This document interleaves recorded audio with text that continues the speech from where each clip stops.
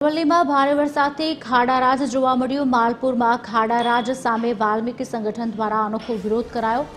Godhra Shamlaji state highway પર ખાડાઓમાં વૃક્ષારોપણ કરીને વિરોધ નોંધાવાયો। તંત્રને વારંવાર રજૂઆત કરવા છતાં ધ્યાને ન લેવામાં આવતા હોવાનો આક્ષેપ પણ ક્યાંક કરવામાં આવ્યો છે।